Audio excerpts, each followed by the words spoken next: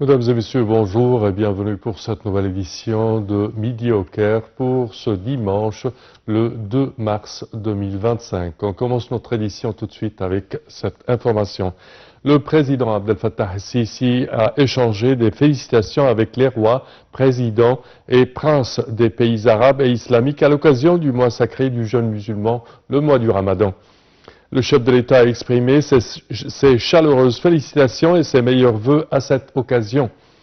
Il a prié Dieu, le Tout-Puissant, de ramener ce mois sacré à eux et à leur peuple frère et avec bénédiction, bonté et prospérité. Le président el-Sisi a également souligné que le mois sacré encourage les nobles valeurs qui appellent à la solidarité, à la fraternité et à la coopération pour faire face aux défis auxquels la nation est confrontée pour un avenir de sécurité et de stabilité pour les peuples arabes et islamiques.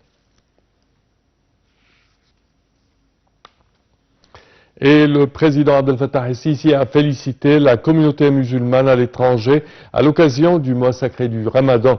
Le chef de l'État a déclaré dans son message transmis par les ambassadeurs et les consuls, les ambassades et les consulats égyptiens à l'étranger aux membres de la communauté musulmane égyptienne résidant à l'étranger via leur page de réseaux sociaux. Je cite, « Je suis heureux de vous adresser mes sincères félicitations et mes meilleurs vœux à l'occasion de l'avènement du mois sacré du Ramadan, duquel nous tirons les valeurs sublimes de compassion, de coopération et de solidarité.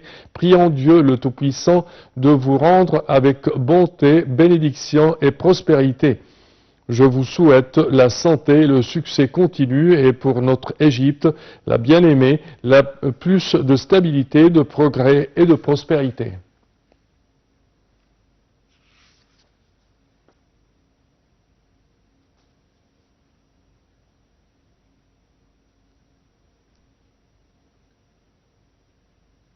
Et toujours à l'occasion du mois du Ramadan, le président Abdel Fattah el-Sisi a félicité le peuple égyptien dans une tweet sur son compte officiel sur les réseaux sociaux. Il a adressé ses sincères vœux à l'occasion de ce mois béni et sacré, le mois de miséricorde, de pardon et de bénédiction. Le chef de l'État a prié Dieu, le Tout-Puissant, d'apporter à tout le peuple égyptien paix, prospérité et bien-être.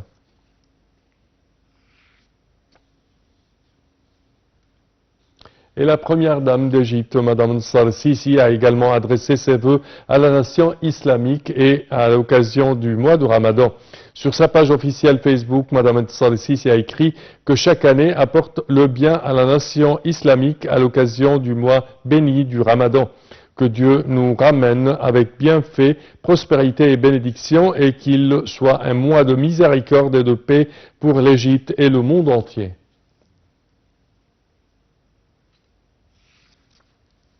Et le Premier ministre, Dr Moustapha Madbouli, a assuré que le gouvernement a élaboré un plan complet pour une reprise rapide ainsi que pour une reconstruction de la bande de Gaza tout en gardant les citoyens palestiniens dans la bande de Gaza pendant le processus de construction.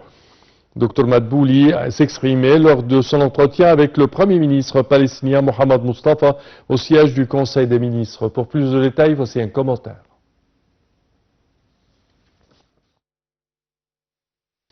Le Premier ministre Moustapha Madbouli a accueilli son homologue palestinien Mohamed Mustafa, qui est également ministre des Affaires étrangères de la Palestine. La rencontre qui s'est tenue au siège du gouvernement égyptien a porté sur des grandes lignes du plan de relèvement précoce et de reconstruction de Gaza qui sera présenté lors du sommet extraordinaire de la Ligue arabe prévu le 1er mars. La réunion s'est déroulée en présence du côté égyptien du ministre des Affaires étrangères de l'immigration, Badr Abdelghati, du plan et de la coopération internationale, Wael Zarhout, ainsi que de l'ambassadeur de Palestine en Égypte, Dia El-Lour. Lors de son intervention, Moustapha Madbouli a réaffirmé la position constante de l'Égypte en faveur des droits légitimes du peuple palestinien, en particulier son droit à l'autodétermination et à un État indépendant sur les frontières du 4 juin 1967, avec Jérusalem-Est pour capitale. Le Premier ministre a précisé que, conformément aux directives du président Abdel Fattah el-Sisi, le gouvernement égyptien a élaboré un plan complet de reconstruction et de relèvement précoce pour Gaza. Cette initiative vise à permettre la réhabilitation des infrastructures tout en assurant le maintien des habitants palestiniens dans le territoire au cours des travaux. Il a également souligné les efforts continus de l'Égypte pour soutenir la cause palestinienne, que ce soit à travers la consolidation du cessez-le-feu ou pour la reconstruction des zones sinistrées à Gaza. De son côté, Mohamed Mustafa a exprimé sa profonde gratitude envers l'Égypte pour son soutien indéfectible à la cause palestinienne. Il a particulièrement salué les efforts du président el-Sisi pour défendre les droits du peuple palestinien et accompagner la reconstruction de Gaza. La réunion a permis de finaliser les derniers ajustements du plan de reconstruction qui sera soumis à la Ligue arabe. Les discussions ont également abordé la coordination avec les agences humanitaires des Nations Unies afin de mobiliser un soutien international pour cette initiative cruciale.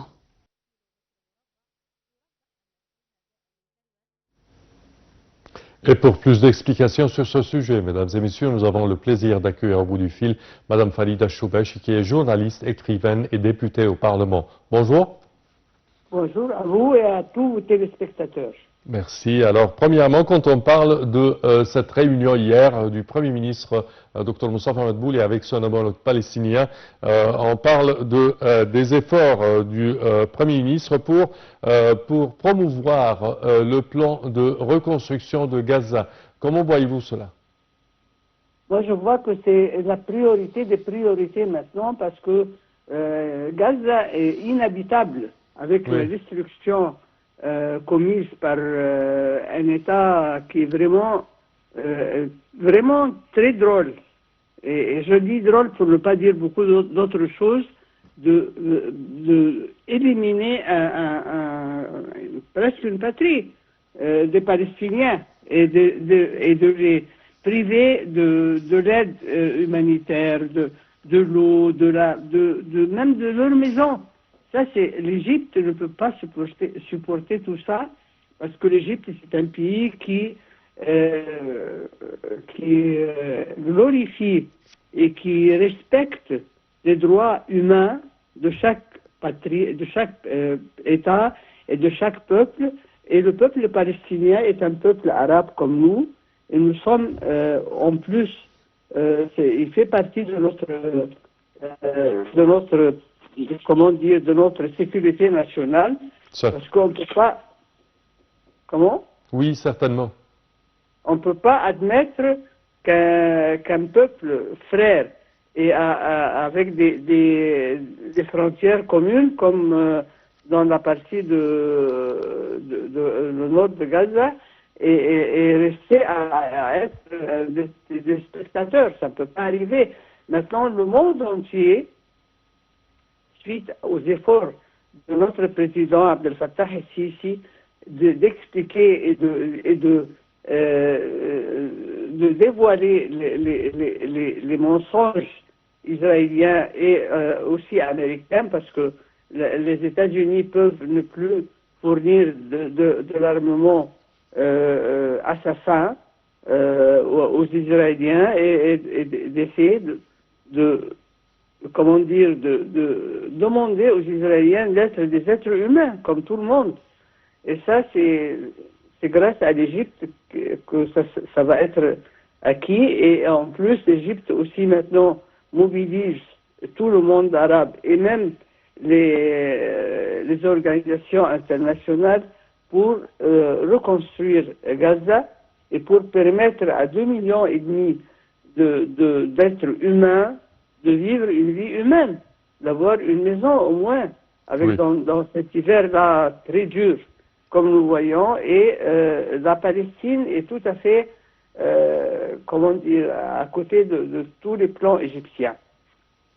Parfait, Madame Falida Choubachi, je tiens à vous remercier de vos explications. Merci à vous. Je répète que vous êtes journaliste, écrivaine et députée au Parlement. Et nous enchaînons, chers téléspectateurs, avec cette information. Le ministre des Affaires étrangères et des expatriés égyptiens, Dr Badr Abdelati, a souligné la nécessité d'œuvrer pour établir le cessez-le-feu dans la bande de Gaza. Cette déclaration a eu lieu lors d'une conférence de presse de Dr Badr Abdelati avec le Premier ministre et ministre palestinien des Affaires étrangères, Dr Mohamed Mustafa. Le chef de la diplomatie a confirmé le soutien total de l'Égypte au comité de soutien qui va gérer les affaires dans la bande de Gaza pendant une période de 6 mois. De son côté, le Premier ministre et ministre palestinien des Affaires étrangères a apprécié les efforts de la direction politique dans le soutien de la bande de Gaza. Il a souligné que l'Égypte était et restera toujours un fervent partisan à la cause palestinienne.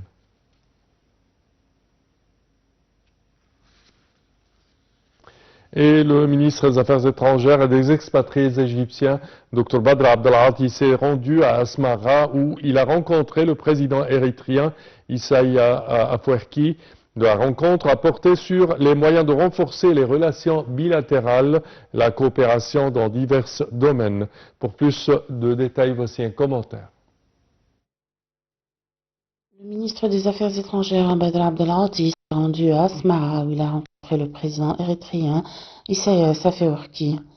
Lors de cette visite, Abdelati a transmis un message verbal du président égyptien Abdel Fattah el-Sisi à son homologue érythréen, portant sur le renforcement des relations bilatérales et la coopération dans divers domaines, ainsi que sur plusieurs questions régionales d'intérêt commun.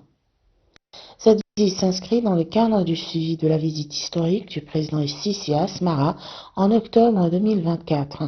Elle vise également à activer le mécanisme de coordination tripartite entre l'Égypte, l'Érythrée et la Somalie, dont la première réunion ministérielle s'est tenue au Caire en janvier dernier.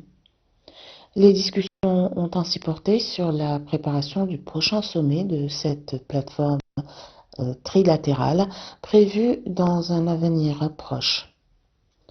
Lors de son entretien avec Issaïas Afwerki, Badr Abdelati a évoqué les relations solides entre l'Égypte et l'Érythrée et les moyens de les renforcer dans divers secteurs stratégiques. Les deux parties ont également échangé leurs points de vue sur les grandes questions régionales, notamment la stabilité en Afrique, un renforcement des initiatives en faveur de la paix et de la sécurité dans la région de la Corne de l'Afrique. Le soutien à la Somalie, la situation au Soudan, les crises en Libye et au Sahel, ainsi que la gouvernance de la mer Rouge. De son côté, le président Issaïas Afwerki a exprimé ses salutations et son estime au président Abdel Fattah el-Sisi, soulignant son attachement au développement des relations entre l'Égypte et l'Érythrée. Il a réaffirmé son désir d'intensifier la coopération bilatérale dans divers secteurs, en accord avec les aspirations des peuples des deux nations et les liens historiques profonds qui les unissent. C'est tout, chers téléspectateurs, pour notre édition d'aujourd'hui de Midi au Caire. Je vous remercie de votre attention et je vous donne rendez-vous demain à la même heure. Au revoir.